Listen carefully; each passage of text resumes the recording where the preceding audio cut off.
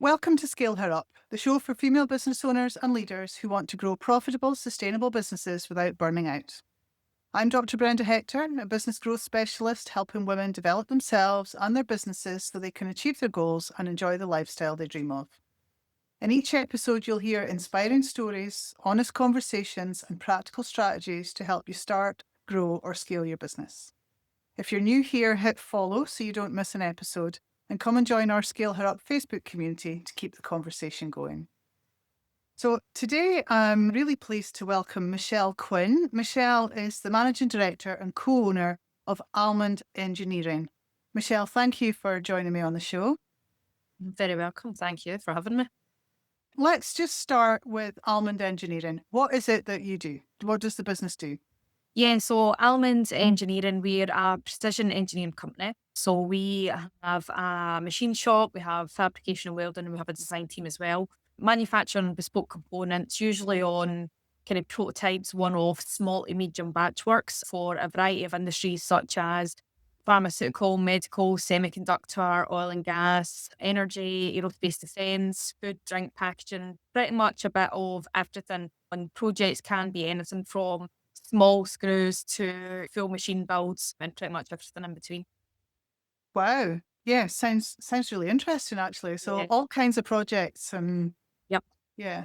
And so do you Very. get involved in problem solving for your Yes. customers? A lot of our projects, it can be a customer comes to us with a drone and they know exactly what they want and they need, but they could come to us with, we need somebody on site, we've got a production line, there's an issue, we have no clue what to do to fix it, and it's your problem to fix. So, we've got a team here that go on site. Everybody within the team is pretty much a problem solver at some stage, and we just help the customer pretty much fix their problems.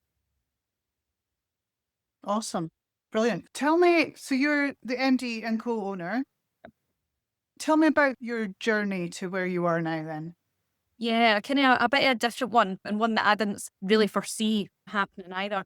It was at school. I finished school in 6th year. I went right to the end. I think the generation that I was in, there was a big focus in university. And I think for the last few years of school, I was determined that I wasn't going to be guided down a route of university because it was something I didn't want to do. I was more kind of practical, hands-on person at school. I didn't particularly do well in exams, the studying side of things. I felt like I'd just kind of done my time when I left school.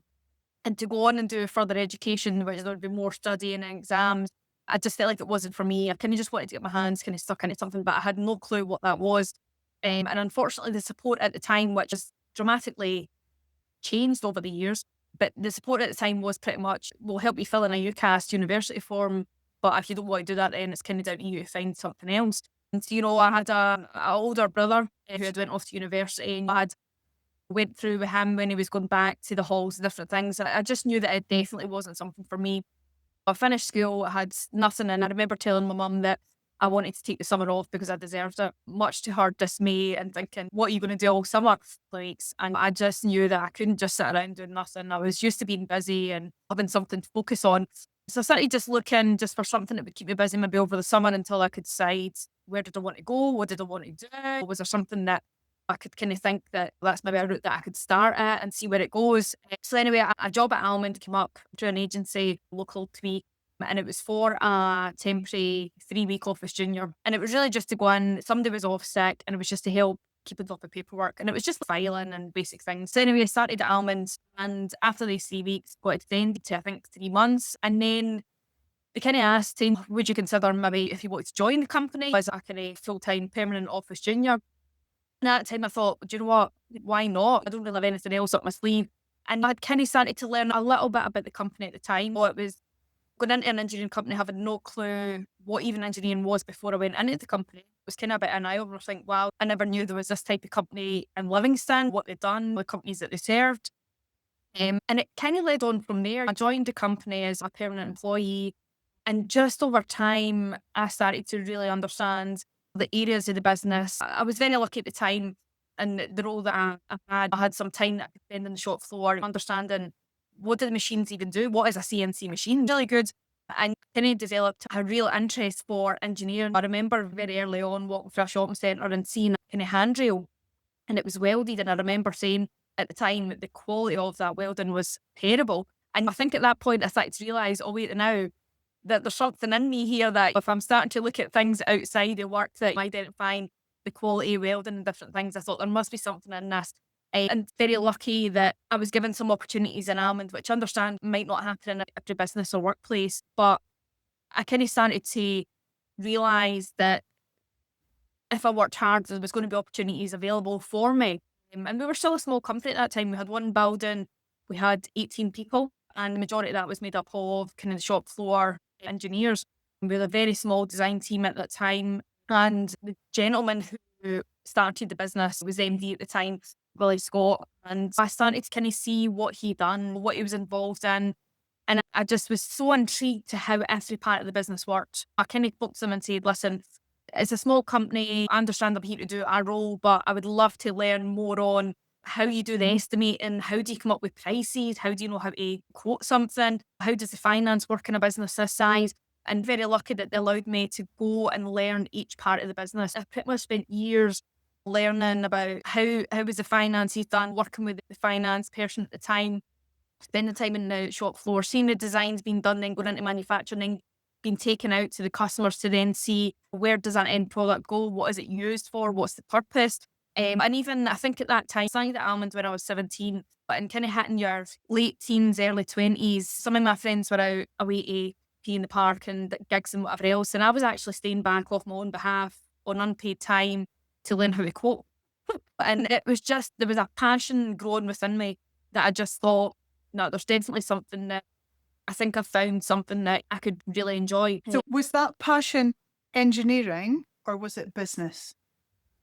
To be honest, I think the passion came on the engineering side first. I think there was that business side of things as well, but there was still a lot more to understand. But I think it was just, wow, engineering. And again, like I say, I always say, you never know what companies are around. There's so many companies, even in Livingston where we're based, in industrial estates, and there's a main road that goes through Livingston. If you're going to the main shopping centre where everybody goes, you drive the main roads, you never drive through the industrial estates and notice the companies that are kind of hidden behind these roads. And I don't think people actually realise the companies that are in Livingston, West Lothian, Scotland even, and what they do for industries. And I think when I realised the industries that Almond was involved in, the projects that were involved in, and how you actually manufacture a component, I was totally blown away by, wow, this is so interesting. I found it absolutely fascinating. And it was just, I think there was that kind of eagerness of, I really need to learn more. I want to know more and see more. And I think because we're not a company that manufactures the same things, we don't have 5 years of the same product being manufactured. We're not a production type company. Pretty much every project we get is bespoke. There's some repeat stuff, there's some things that are similar, but pretty much you can get a different project every day for months and months and months. And just understanding why the customer needs it, seeing it being designed possibly, seeing it being manufactured, there was just something there that I thought, no, this is definitely just fascinating. So how quickly do you think, maybe not yourself, but how quickly did somebody realise that you were managing director material and that was a route for you? To be honest, within the first 6 months, me and Willie, who was the owner at the time and the MD, we used to have a really good, and actually we still got a really good relationship. I'm actually seeing him on Sunday. We're catching up with family. And I remember saying to him, and it was a total, I think we were staying back and we were quoting some things and we were going through and he was explaining a few things and how he does it. And I remember joking to him saying, I'll be the first female MD in this company. And we totally laughed it off. It was it came out my mouth before I even realised. And I think I must have been still maybe 17, maybe just 18 at that point. And I remember saying it thinking it really was just a total random comment. But I think within that first year, I think they could see that I wasn't somebody at my age, again, somebody that just went and earn their money, going to do the bare minimum. I knew that if I really wanted to make this work, and I'm very proud in the work that I do reflect my abilities. And I think I just felt like I wanted to prove as well. And I think it comes from leaving school and not having the best of grades and not wanting to go on and do further education. And I think at the time, I think a lot of people kind of on that school guidance side of things thinks if you're not going off to university, what are you going to do? Apprenticeships weren't a thing at that point. That there wasn't a focus on that until years down the line after I left school, but there was very much this lull in the industry of university or good luck, being successful. And I think there was something that I thought, I want to prove everybody wrong here. And I think I started to believe in myself having only had part-time jobs in restaurants and different things, that I'd never been in a business and had this opportunity to learn so much and really kind of see where we were going to go. And I think because we were a small company, people I think automatically think small companies, there's no room for growth or promotion. And I think that it's different, Alan, because I thought, do you know what, people are going to move on. And there was an office manager at the time, and I thought, what's to say that she might never, or she might leave and I could get that opportunity and things. And I remember in that first year, I think just how quick the kind of comments on my work ethic, the enthusiasm that I had wasn't just doing the bare minimum. I was so keen to learn more and more and more that I don't think they'd ever actually seen this in any of the younger people that had come in before. And I think I was maybe just a bit different to the normal 17-year-old coming in to get a 3-week temporary job that then turns into a permanent role. So I'm thinking of it from the business owner, the MD's perspective. Like, Willie will have seen that, Yeah. and he'll have known that he'll either have to harness it for his business or you'll be off to somewhere else. Yeah, definitely. And there was times over the years where I've been in the company for nearly 21 years, so I've seen a lot of good times, bad times, recessions, struggles with the business, struggles with industries, oil and gas crashes. There's been so much that I've seen over those years that there has been times, I think in the earlier years, that I would reach a point and I'd maybe think, do you know what, will I go somewhere else? When I first started, I was on, what was it, £3.45 an hour. For a 17-year-old, it's unheard of these days. I think there was other opportunities there that I would think, I don't think I could foresee how successful my future would be. I really wanted to be successful, but there was times where I thought, well, is there other opportunities out there that I should be chasing as well? So has that success come at a cost? What? It probably has, to a certain extent. I'd probably say, again, I probably didn't live the same lifestyle as my friends did. I lived the lifestyle of I would rather be in work on a Saturday morning, catching up with things and learning things and doing projects rather than being in my bed and recovering for the night before or things like that. So yeah, there probably was a part of that kind of era in my lifestyle that I probably chose work over the socialising at that age, definitely. So, yeah, thank you. There's an interesting reflection. Thank you. It's not a Yeah. question I normally ask, but it just came. Yeah. Clearly, Willie's been a big supporter of you in your career, but who else has supported you along this journey? I certainly have to say my mum, she actually started a new job on the exact same day that I started Almonds, and we'll always kind of remember that day, the 17th of August. And at that time, I wasn't even driving, so she was driving me into work every day. She was working on a night shift, so she would then come back to night shift, take me into work, come and pick me up and things. So there was a lot of support from her. But I think she's always believed me from the very start. And she still says to this day, she'll say, looking back, I knew that you would become something big in that company. And before that, there was nothing that I'd done particularly special. Again, I didn't have the grades. I hadn't went off to university. And I think everybody thought, go off to university, you become successful. I had started to see even within the first couple of years in Almond, people that I knew that went off to university a bit earlier in their life, finishing university and could not get a job. And I think there was that kind of approval from a parent figure that I thought, right, I really want to do her proud, sure that there is other routes and other ways that you can get somewhere. And she turned my back to full time, and she still lasts like 21 years and I'm still here. And she loves to tell people the story, and she's obviously super proud, whereas I'm a bit more reserved and don't like it to be kind of well known. But yeah, definitely Willie was a huge figure in it, but certainly from a parent point of view as well. Oh, beautiful. Well done, Mum. Yeah. Yeah. I'm assuming that your industry is very male dominated. Very male dominated, Yeah. yes. Yeah. Yeah. Was that a challenge for you? It was. It's probably the biggest challenge, I would say. I think one being my age, how young I came into the business, and two, I've always said there's been two things, kind of being a female and how young I was, and especially how young I was moving into different roles with management and different things. When I started, there were two females in the business out of 18.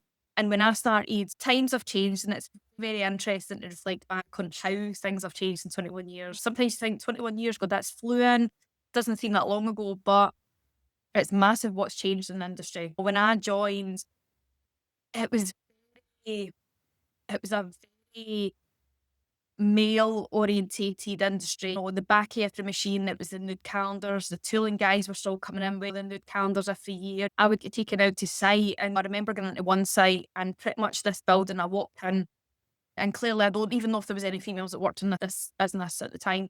And they had a full wall, probably 12 foot by God, about 12 meters long. And it was just page 3 pictures from the sun just plastered on this wall. There must have been hundreds and hundreds. And I remember walking in being, wow. And I think there was a big realization at a couple of points on this is a really male dominated environment. And I knew that then. And I think there was a lot of things over the years that I had to overcome. One, the respect to the guys that I worked with, because I think at that time there still was the people of you're an office worker and that's all you'll be, but also a lot of customers, you're dealing with engineers, you're dealing with project engineers. There was very little female contact unless it was a finance related issue, unless it was an office, you know. How did you build that trust, that respect? What It, did you do? It took a while, to be honest. Internally, I had to prove what I was worth. I had to prove that I was dedicated to the company, that I could make a difference, that I really wanted to make everybody aware that I wasn't just a silly 17-year-old coming in and doing my office shop and whatever else. And I think, to be honest, I gained a lot of that because of the interest that I had in the business. Again, it wasn't just coming in, doing the job and leaving. I was truly interested, spending time with the guys in the shop floor, and they love to pass on knowledge and information and showcase what they've learned over the years. And I think that was one of the really good points, that I did get the chance to spend time with the guys in the shop floor and build that relationship with them, not just on a Christmas night out of the year or a random night in the pub one time, but going out and spending time with them saying, listen, can you tell me what this machine does and what your background is and what have you done over the years and is there anything you specialise in? And it was really just building that kind of rapport and relationship with them, on letting them know that I was interested and I was intrigued and I wanted to learn from them as well. You know, flooring projects. And I actually had, there's probably loads of examples where, you know, one person, I was kind of a forefront for Willie. I tried to deal with as much as possible, and then I would pass it on to him to make sure there was all the information.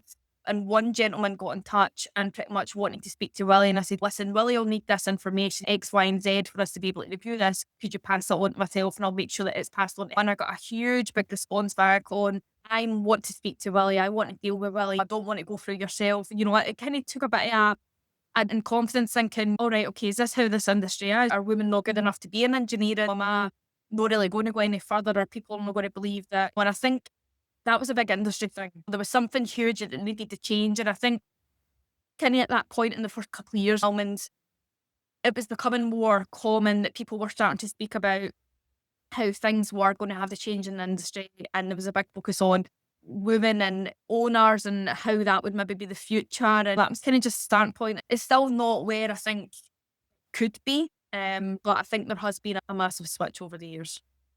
So, yeah, there were 2 women in the business when you joined. How many now? So that it is 5 of us. Out of how many staff? 34. So actually, the percentage is not better. No, it's not. And it's hard as well because I remember, I think I was a few years in and we started to kind of see apprenticeships coming back to light. And I think it was a long time where nothing really done apprenticeships. And I started getting involved, saying, let's look at our age demographic in the business. Who is going to be retiring in 5-10 years? Who do we need to come and do? And that's when we started implementing kind of apprenticeships at the time. And I remember saying, I will get a female on the shop floor. And at that time, again, it was it's a guy's role. And it's, no, you can't be here. And we got females in. We did have 2 female engineers. And it's just unfortunate that one moved back because she was from way up north and she was with us for, I think, 6 or 7 years. She's done her apprenticeship with us, which was amazing. It was so good. And there was such a positive on that for the guys and just for the business. And unfortunately, we lost her just because she decided to relocate again. And then again, we had a female engineer that came in and kind of done more on the business side rather than the engineering side. And again, she moved on just for different opportunities. So yeah, I still push for, can we get more females into the business? It blows my mind on any advert that we put out, whether it's for an engineer, an apprentice, a designer. You know, I can get 100 applicants and 0 are females. So yeah, there's something at grassroots that needs to change, Yep. doesn't it? Yeah. Definitely. Yeah. Yeah, that's a whole other podcast, I think. But Yeah. yeah, it definitely needs to be talked about. So the other thing I'm wondering about is this young girl who's joined as a 3-week office junior temp and is getting promoted and eventually gets to managing director. Was there resentment from colleagues as you were bypassing them at all? Yeah. Yeah. Yeah. I would say it probably wasn't from colleagues that I was bypassing.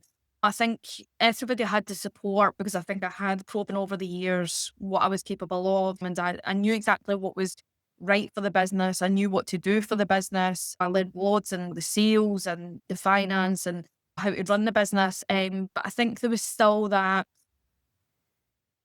probably more from the engineering side and probably more from the older generation that was still within Almond, of how can there be a female who's only in her 20s going to be running this business? And I think because that's so unheard of in a kind of business that was our size and kind of male dominated, and it was just, yeah, I think some people just couldn't come to terms with how that would work. And again, I never asked, I never went into reasoning on why or personal reasons and things, but I think it was more it just didn't fit in with their thoughts on what was right in the industry. And Yeah. again, I think it was generations, different generations. It's very obvious in engineering, and some of the older generations I don't think could cope with having somebody that was less than half their age being in a much higher managerial position, ultimately flowing down what they should be doing as a role. Yeah. So it's, yeah, a generational thing. What's expected is how they see society, how society's told them that things should be. And Yep. you've totally disrupted that. Well, done. Yeah. Yep. Tell me about the co-ownership then. How did that come about? Yes. So Willie, who owned the company and started the company, he actually had a bit of a health scare. And I think he was worried because Almond was pretty much Willie Scott. People wouldn't think of Willie as, pretty much Almond was his second or his middle name, so Willie was known as Almond. And I think Willie, and I think we've all been guilty of it, that you hold on to something for so long and you don't want to delegate because it's your baby. And I've done it myself in Almond. I still do it with certain things in Almond that I've done for years that I know I should be delegating, but I just think, no, I've always done it and I know that I do it right. And it's very difficult to give up after doing it for so long. And I think he really struggled with that as well. And he had a bit of health scare in 2008, and I think it made him realise that if something had happened to him, Mahmoud would have just been gone. We were in positions where I was in a good position in what I'd learned, but I think in terms of that ownership side of things, I think he had a huge kind of struggle of coming to terms with Ahmed could have been gone overnight. So he decided to sell the company to a group of friends who were ultimately investors, and they decided to buy Almonds. But Willie stayed on as managing director to run the business until he decided to retire. And out of this group of friends, kind of investors, one of them kind of worked on and off the business, kind of wasn't their background, but they kind of came and worked in the business for a couple of years and then maybe decided to go away and do their own thing. And they were kind of MD as well. And that kind of went on and off for a while. Willie decided to retire in 2019, just before COVID. And then the previous MD who stayed on after Willie and had the majority share in the company, he decided to, when COVID hit, pretty much put his hands up and say, yeah, I'm out here. He was kind of looking to retire in the coming years, and there was a couple of opportunities that come up that was things that he had always wanted to do. It was from an industry, and there was opportunity that come up in other countries that he just felt if he didn't take the opportunity, then he would probably never get the chance to do it. So at that point, he decided to kind of hand the reins over to myself as managing director. And at that time, I was only director, and I thought, I can't do this myself. At this point, we had bought over another engineering company. So we had ultimately 2 engineering companies, 3 buildings, 5 staff. And I thought, I certainly cannot do this myself. And I'm still in my early 30s, and it's a lot to take on. So one of the managers that we had on the production side, Stephen, I decided to take him on and promote him to director. He became director and we worked alongside each other. We've always had very similar passion and know what's right for the company, and we work really well alongside each other. So I thought he's definitely the right person for us to be able to take this forward. And then we got a call in 2021 from the kind of group of non-exec directors as such. So the couple of people that were the main kind of shareholders in the business that still owned us, pretty much saying, listen, they've been speaking to a company about selling us and they were interested in buying us. And we kind of asked the background of them, what would be entailed. And a very random conversation of they were based here, but they had plants here, and they buy up companies. And there was something that just wasn't quite sitting kind of. And I just thought, this is not where I've seen Almond going. This is not really what I think we want for the business. Couldn't really get a positive mindset on, would it work well? And I think we came off that call and kind of thought, there must be something that we can do. Now, in the back of my mind, we had always spoke about how amazing would it be if it was owned by somebody in the business, on what a difference it would make and things.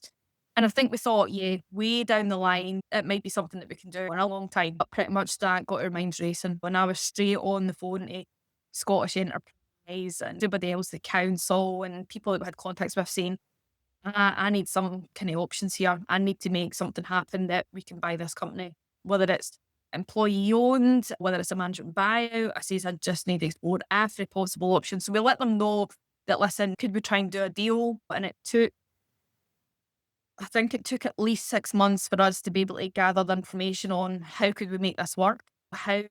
What's the best option? What's the best option for the employees? What's the best option for the business? What's the best option for ultimately the people that they currently owns? And then we finally agreed, okay, let's try and do a management buyout. At this point, I was thinking, what are we actually doing? It just seemed a huge step to be thinking about buying this company that we've worked in for all these years and we've seen growing and was doing really well, but it just seemed a huge jump to being managing to owning it.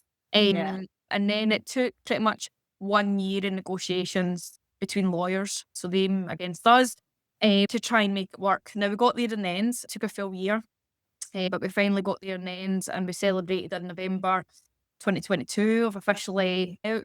So myself and Stephen managed to successfully complete the management buy for Almond Engineering, and that was less than 2 weeks after I had my first child. So yeah, I'll come to the kids thing in a minute then. Let's leave that there for a moment. Let's continue with the MBO then.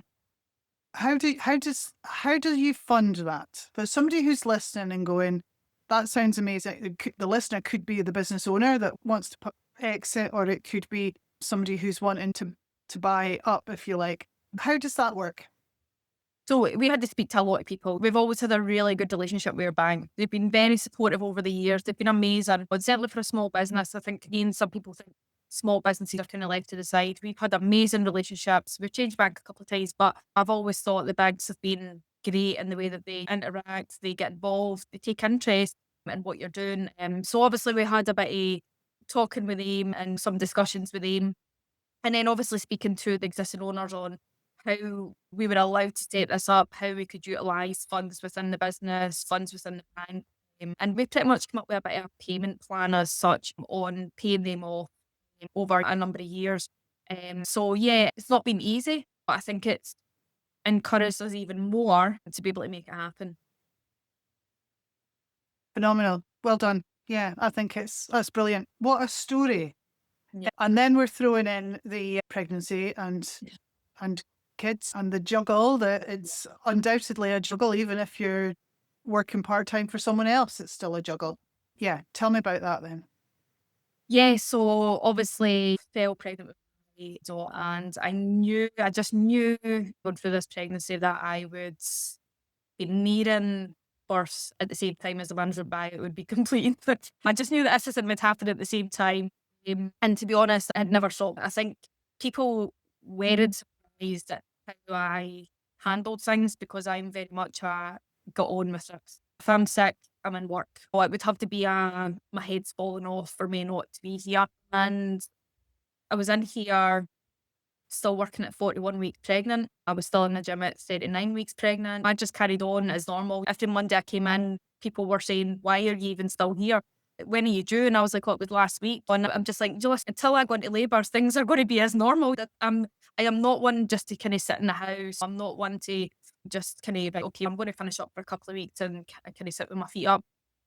No, I was very much active right the way through. And spoke to obviously the existing owners and the lawyers and said, listen, just to warn you, there might be a time at the end of October where I might be unavailable for maybe 24 hours. If you do get in touch and I can't respond, then just give me a day or so and I will be back in touch. And even to the point where we were still signing documents. And I had Stephen coming up to my house, less than a week old, just to sign some documents so we could get them away to the lawyers. So yeah, it was a very busy, stressful time. But then you've got a baby Yep. and you own a business. Yep. And do you feel the pressure more after the buyout than when you were 100%. yeah. I mean, she was 2 weeks old when I brought her in, to then myself and Stephen got everybody together to then say, listen, here's exciting news. We've managed to buy the company. We're now the new owners, and kind of told them about what our plans were for the business. And it's difficult because I think even in normal circumstances, even if I wasn't currently going through the management buyout at that time and I was still MD, I wouldn't have really been able to take time off. And that was personal preference. That wasn't any pressure from it internally. That wasn't anybody saying, listen, we can't be without you. That was in my head. I've worked every day, some nights, most weekends, pretty much my full working career. And I still felt that sense of responsibility for every single member of staff that I had in here. We've just done a management buyout, and I thought, I don't want anything to affect that. I still felt I needed to be present. I still wanted to have the input. I still wanted to do part of the role that I know I needed to do, MD business tasks that nobody else in the business really does. And I thought, I can't just push that away at the side. With a very supportive family, I kind of said, listen, this is not going to be, my friends are all having children and taking a year off. And I was like, this is just not how mine is going to go. So we agreed that I would work from home from the end of October to December, just doing normal tasks. Again, the laptop was out every day. Luckily, babies sleep quite a lot during the day. So pretty much the laptop was out every morning as normal, still phone calls, still popped into the office the odd time. We kept things going, and then I gradually from the January after the kind of Christmas shutdown, gradually came back into work 1-2 days a week, 3 days a week, and just built it back up. Nothing in the business was affected, which was great, and that was important to me. As much as I don't look back and think, God, wish I had spent more time at home. My daughter got everything that she needed. I was breastfeeding as well. So there was times where I actually come into the office and I would bring her in just because of circumstances and different things. And I managed to do everything that I wanted to do, and I don't feel that affected anything. I don't That's feel how it should. yeah. And it shouldn't be that because of biology and the fact that women are the only ones who can give birth and breastfeed, that their career or their business should be impacted. Yeah.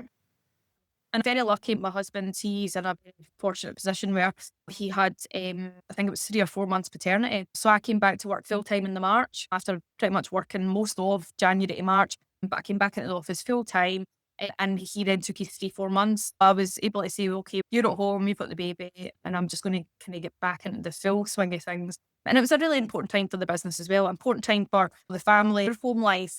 But again, looking back, would I change anything? 100% not, because I feel like we managed to make it work, and I feel like everybody was happy, and that's all that matters. Oh, I think that's brilliant. Yeah. And then I suppose over the years, the kids grow up, the requirements change, and you just have to just adapt. Business and your working pattern and everything has to adapt to meet that, does it? Definitely, yeah. And I think I think things change over the years, like you say, and we're very lucky that actually the year just before COVID came in, we introduced flexible working in the business, and it's one of the best things we've ever done. On the back of the management buy, it was probably the second best thing we've ever done in the business.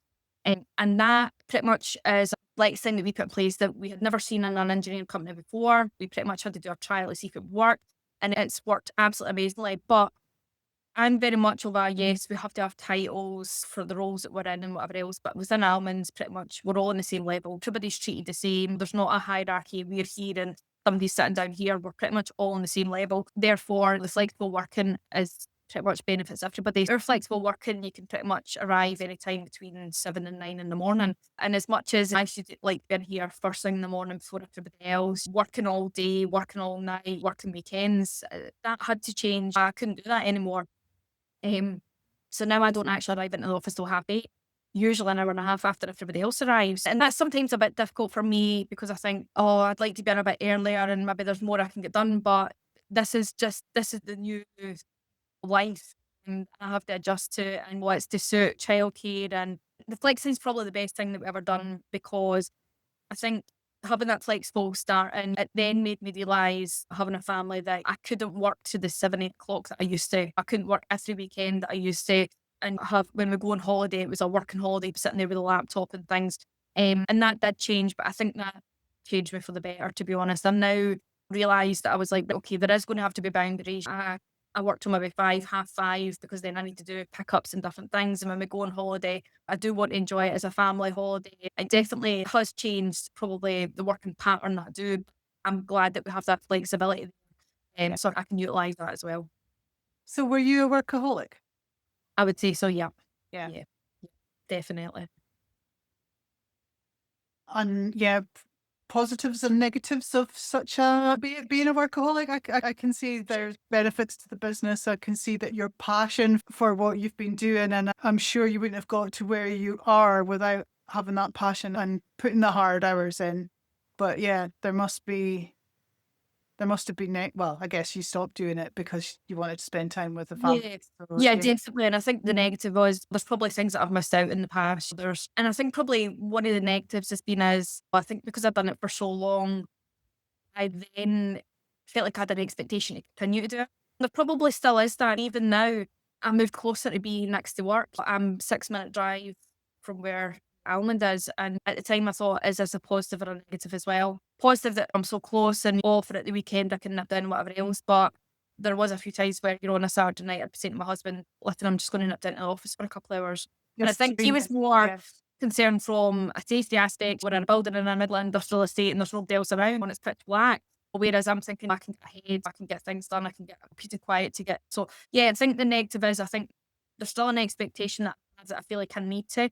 And I think that partially comes from, as well as, I think when somebody that owns the business and doesn't work in the business full time, there was times where I was working, when I didn't own the business, and you start to think, who am I doing this for? I was working days, nights, weekends. I was putting effort into the job role that I had, because, again, I like to prove what my ability is. But at the end of the day, I thought, what am I getting back for this? Maybe my hard work's going towards the investors getting more dividends and money and profit and different things. Um, and I think that's hard. But I think it's a different story when the person that owns the business works in the business as well.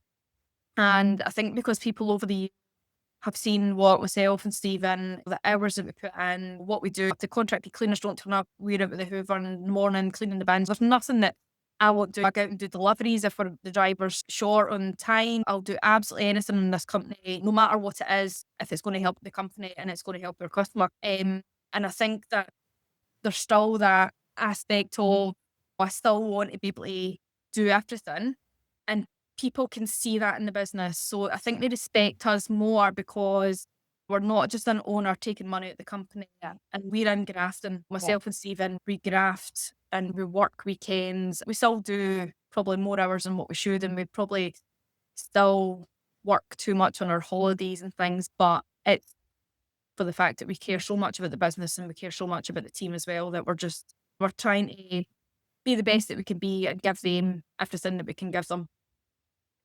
Oh, Michelle, your story's amazing. You've shared it beautifully. There's loads of questions that I haven't asked you that I would have liked to have asked, but yeah, we've gone over time. So I think if I could just ask you, is there anything that I should have asked you that I haven't? Anything you want to add to the conversation? Oh, I really don't know.